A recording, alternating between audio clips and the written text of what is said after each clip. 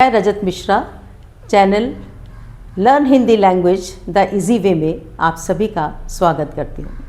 इससे पहले की कक्षा में हमने बोली, उपभाषा और भाषा के विषय में पढ़ा था कि कैसे बोली और उपभाषा से होते होते हम भाषा तक पहुँचे। और भाषा में सबसे महत्वपूर्ण क्या रहा? व्याकरण। यानी भाषा को जो स्थिर रूप देता है वो क्या है? व्याकरण। व्याकरण से भाषा शुद्ध बनती है, उसमें नियम आते हैं और हम भाषा के प्रयोग को सीखते हैं।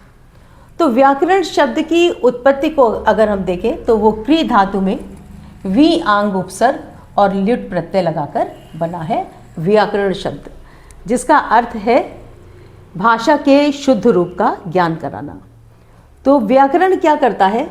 नियमों का संकलन करता है। यानी व्याकरण में हम ये जान पाते हैं कि भाषा के सही रूप को हम कैसे प्रयोग करें, कैसे भाषा में हम क्रिया, वाक्य रचना, शब्द रूप, इन सब को किस तरीके से इस्तेमाल करें, ये हमें व्याकरण बताता है। तो व्याकरण नियमों का संकलन करता है और क्या करता है? भाषा को व्यवस्थित रूप देता है, साथ ही साथ शब्द, क्रिया, वाक्य रचना आदि का ज्ञान कराता है, जिससे हम किसी भी भाषा को शुद्ध रूप से लिखना सीखते हैं, उसे सही ढंग से बोलना सीखते हैं और उसका प्रयोग सीखते हैं। व्याकरण के बाद हम आते हैं वर्ण पर। वर्ण क्या है?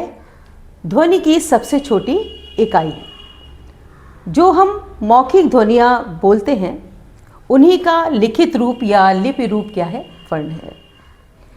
वर्ण भाषा की सबसे छोटी इकाई है और इसके और अधिक टुकड़े नहीं किए जा सकते। यानी वर्ण को और अधिक टुकड़ों में विभक्त नहीं किया जा सकता।